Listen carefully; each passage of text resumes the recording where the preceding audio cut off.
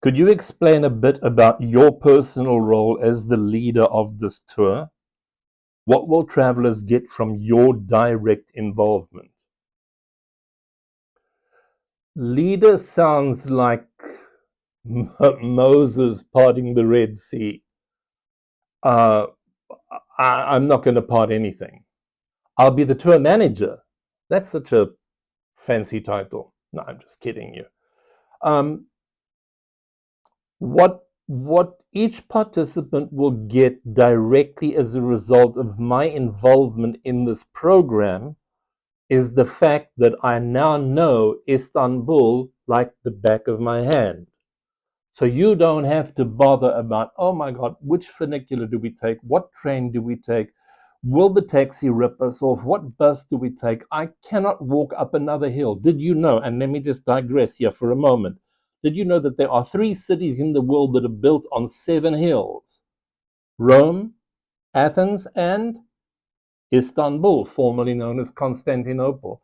And when they say hills, it makes San Francisco look like the Netherlands. Seriously. So you you have to have movement on the underground to get from one place to the other, or you'll die. It's that much. Or walk very, very, very, very slowly. Um, my personal knowledge will be given graciously to everybody. I will get everybody from our hotel to Hagia Sophia. But here's what you need to understand right now. I am not an historian. I know nothing that has been retained in my head about the building, the design, who built it, who designed it, who created it, how many mosaics there are, how many cats there are, blah, blah, blah. I don't know any of that. But my on-site staff in Istanbul do. So whenever we go into a place where it's absolutely mandatory for the group to get true value of what they're seeing, like the Hagia Sophia, like the Blue Mosque, the Basilica Cistern, the Topkapi Palace, and so on, there will be a tour guide, a registered Turkish, English-speaking tour guide who will say, that happened, that's there, this one, put that one there, blah, blah, blah, blah, blah. I'm not doing that because I don't know it. And I'm not going to fool anybody to think that I do. I will, though, be the guy who says, all right, who's hungry now? You guys ready for lunch? Census, yes.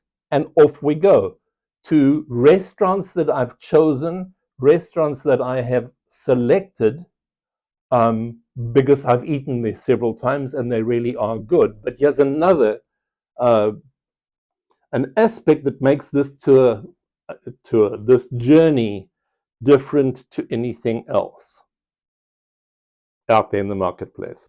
Let's assume you're one of the 10 and we go to a typical Turkish restaurant for lunch and you look at the menu and you think, I don't want this. I want a pizza. That's what I want. Go. Nobody's going to stop you. Nobody's going to say, oh, what's the matter with that one? Go. There's a pizza store across the road where we are. Go and eat there. Come back here when you're done. We'll wait for you. It's the flexibility.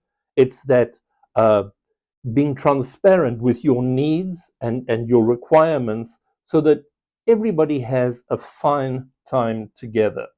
And I think as the tour manager, I know how to get from our hotel to Asia, to a place called Üsküdar, and up the Bosphorus to a place called Kuzguznuk using public transport. And I can get you there in 45 minutes. You couldn't do that on your own. You wouldn't know where to go. Nobody there can help you, and you're stuck. or you're on a tour bus with 45 other people following a little flag. So that's going to be my contribution. And then, of course, there's things that I have personally experienced in Istanbul that I think these people should experience. For example, who would have thought that I would ever have said something like this?